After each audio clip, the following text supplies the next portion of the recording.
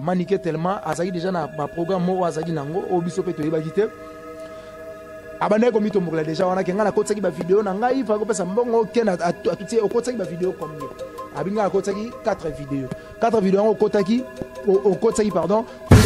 na balabala kaka ba tirema de bandaki avant to koma ko pas petit terre ken piana tellement makelele ezaki da makasi petit terre ya ken piana ayoki sikoyo voix ya ken pena na musika nde abimi na parcelle ayi wana po mingi bozo so na boye eza nini so mutu abande ko filmer image wana ezaki cameraman onga na luwaki wana yenda bande ko filmer na téléphone parce que so botali na vidéo wana bokomona ke ngai mo pe na l'air circuit tourner émission ya film on a tourné pe ya ngai donc ba 20 wana to 25 wana et ça va 45 minutes passé ou 50 ouais tant to ye wana ba bande ko pelenga son de Mike Lokamba be ken piana a tout en vidéo mon na YouTube yo na maniqué bozo sona eza problème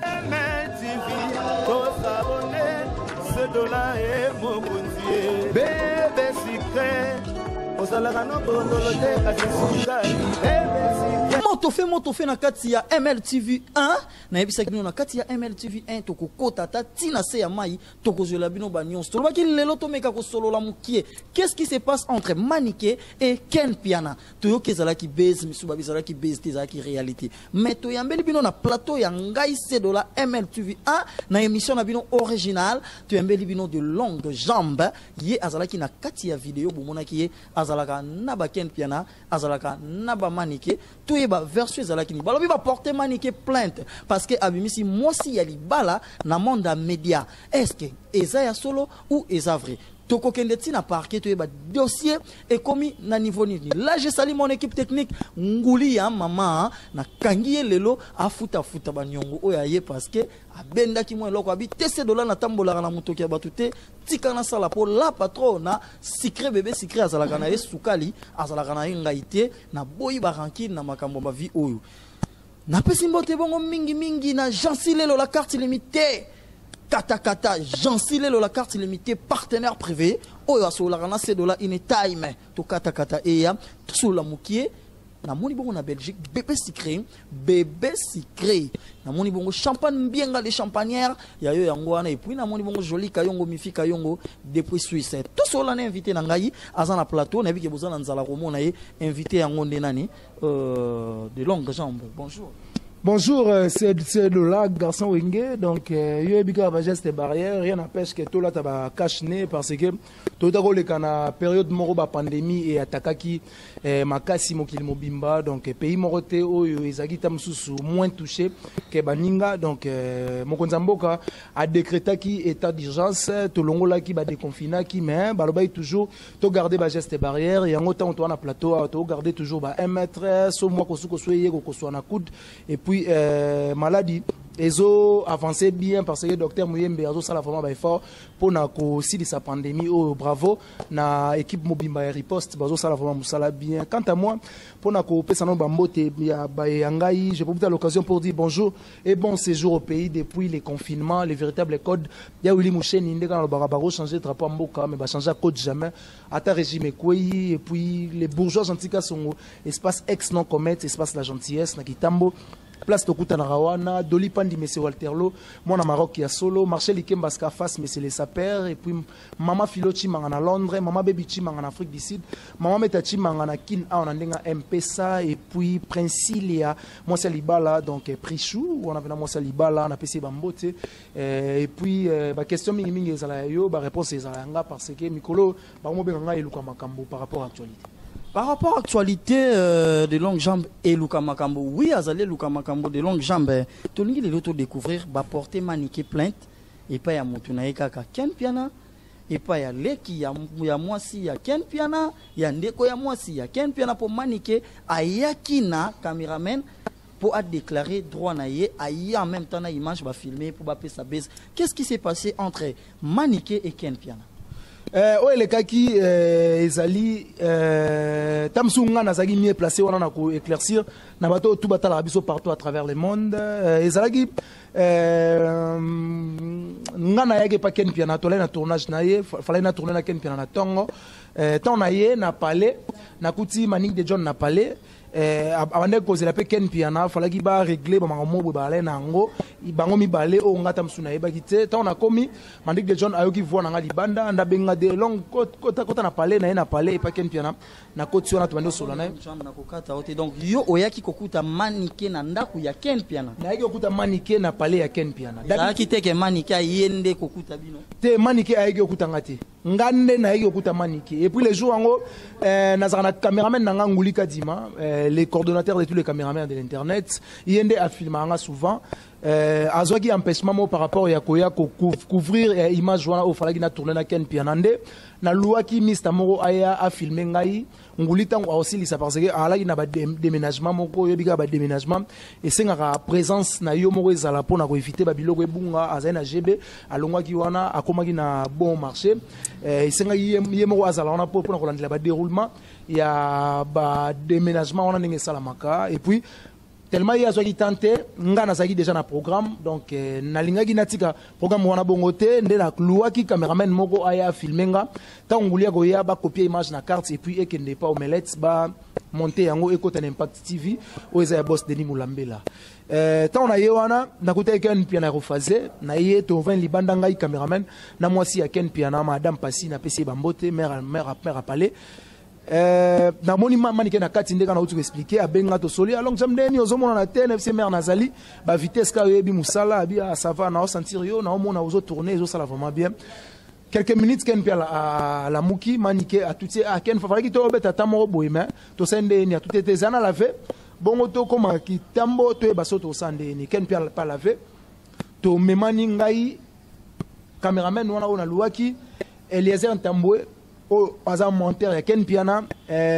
Alain de BCBG et puis Mandik de John to me mami pas to kati ku nzela sapon to kati sapon wana pas to komi na avenue Banana place Ken auta ko futela avant aya bandal to komi wana Mandik de John amoni ndeko na biso mo boye adef sa biso ba mbongo ya ba intérêt alinga solo la naye adef sa mbongo po Ken Piana zongisa Ken a tout été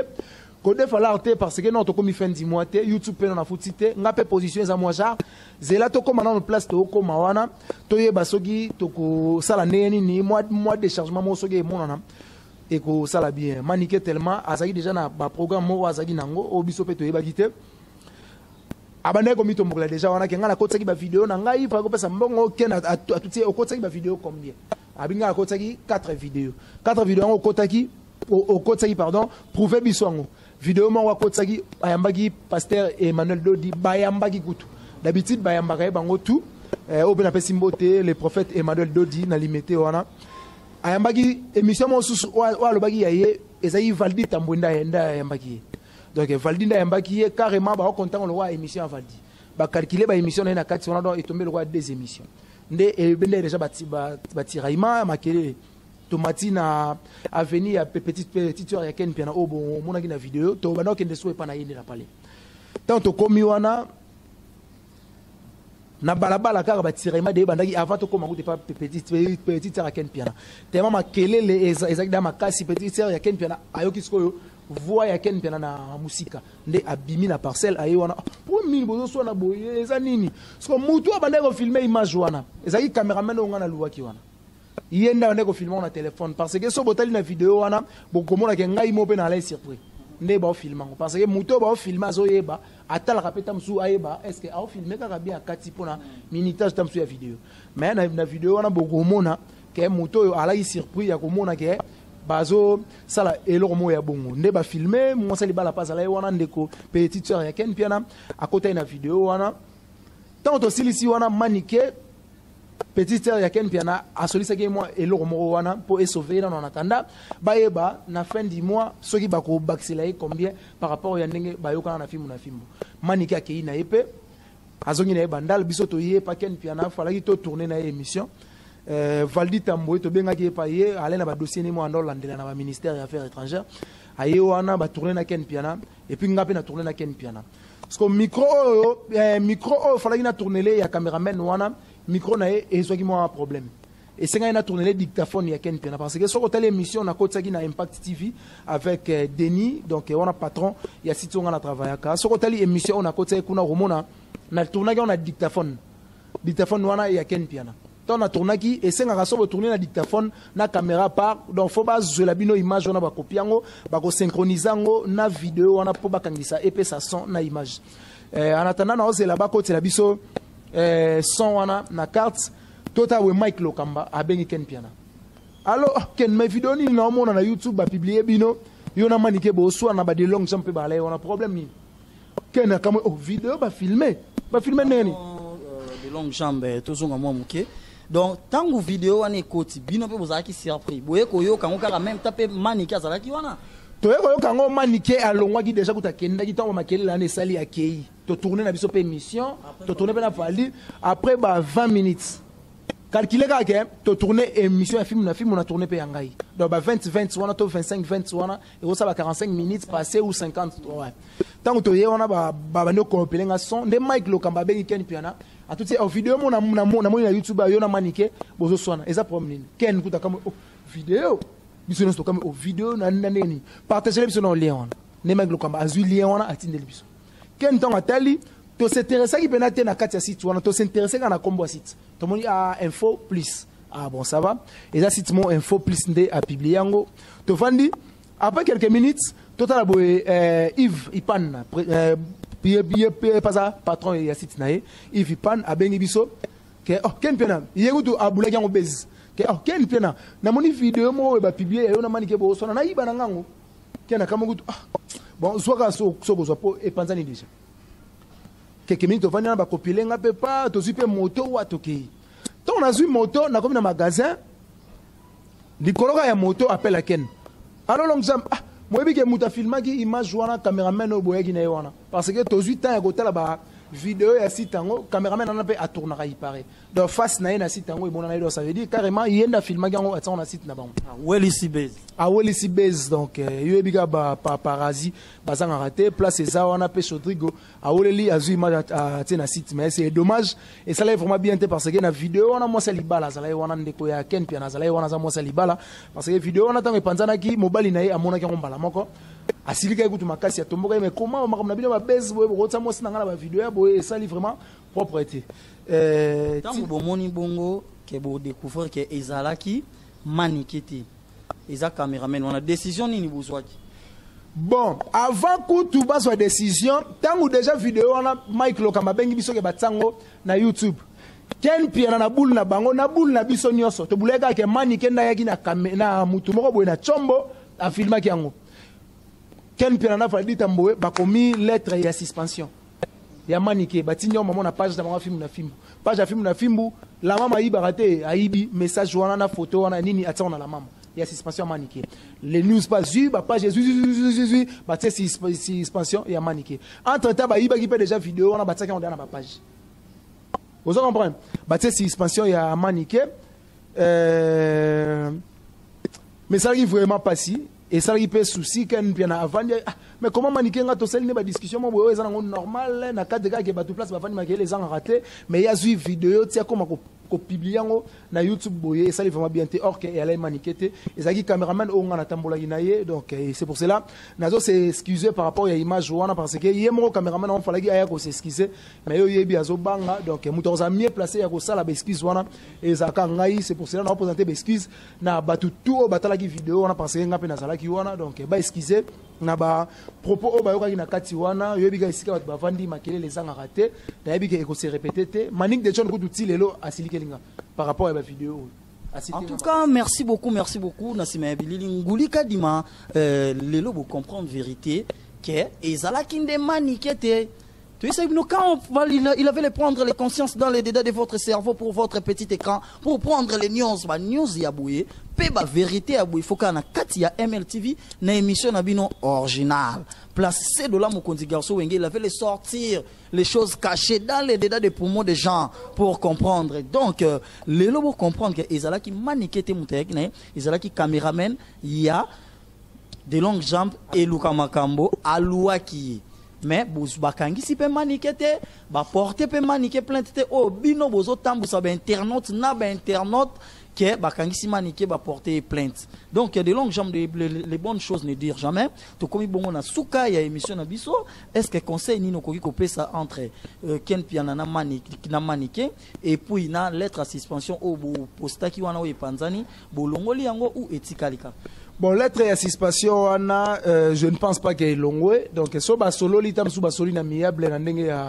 ya parler, mais ndenge e comme la déjà attention ana bon. Ngai ndeti ngai depuis manike ba banana ken na mona ba gobe bana ebele ya manike na ken. Donc ba gobe bana ndeti ya ba jar wana e bank sina ngonga te parce que na ebike lobby to lobby kuna ba so na ba parce que ba za ba habituel ya ba biloko mo ya bajar wana, mais par rapport ya bato tamsusu o batala biso partout à travers le monde, c'est pas propre ndé tamsu batala biso na musika ba omona guerre on est mature, toi ba père de famille, toi ba responsabilité o peto zaranango ko étaler ba bêtise mon na ba niveau ya ba écran boyé, c'est pas aussi privé na bino o bino bozala bien bato batala biso bazala vraiment na besoin ya makambo wana te bazala na besoin to sala musala to servir bango ndenge to servir bango et sala bango bien à côté pe western boyé a commis pe combo na o de longue jambe batie na western boyé qui nous 300, 400 et ça la bien balinga rapena makambo ya baja wana te moi bambote na yo Mambote nangana batutu balandi biso partout à travers le monde. Nancy Poutou, Moulouba ya Mwindu, mère Baji Junior, mère ba dernier fils na pesi mbote et puis na pesi ba mbote na les véritables codes ndega na lobaka ba changer rattrapant mboka mais au changer code théâtre régime quoi on avait na biso abana ko songa depuis atika ko salisanga te parce que so moni mutambongo wa payer carte na confinement faut comprendre que à ba niveau ba mbongo ko lekati ya ba gouvernement parce que ba gouvernement française ba to et quoi ba gouvernement anglais ba quoi mais Willy Moucheni a payé car na confinement donc faut comprendre que c'est un patron bourgeois gentil son espace ex non commettre espace de gentillesse quand la trotte bana kitambo ba c'est là pour espace ici là venanga yo sala venir le romo on adore bourgeois gentil son ba comprendre que ça va. Merci aussi nayo ndeko nanga ici de la garçon Wenge, merci aussi na ba abonné il y a site au Nyoso MLTV donc beau s'abonner massivement na MLTV et puis beau kende ko s'abonner massivement na Impact TV avec Denis ou comme on a patron Denis Moulambe la soif de servir les autres moté madame Divicia Marie Nzamwa c'est Pembe fitir mon apoto pour bientôt. Merci beaucoup. Bon on a balandia MLTV na émission na bino original yango bomoni original et bimisi la rabino ba s'écrit ya original. Quand il avait les rembourser les paroles dans le dédans de votre poumon, c'est pour prendre les nuances. Les gens il avait les tapager le corps. Pourquoi les sottises? Pourquoi il avait les rembourser? Les gens il avait les prendre les nuances. Maintenant vérité et bani na kati ya MLTV ke ezalaki BST ezalaki réalité et puis caméraman la question oyo azwaki image ezalaki caméraman ya manikete azalaki mutu bayaki ne po ba kende ko tourner à profiter azui ndenge pas ala na site na ye atika na kuelisa moi bezi ya bato minene oyo banzoko minene bazobunda matiti yo kaka pasi. Donc voilà le lobo comprendre vérité na kati ya MLTV à suivre. MLTV dos abonnés $2 et mon bébé secret. Osalaka no bololo te kasi sukali.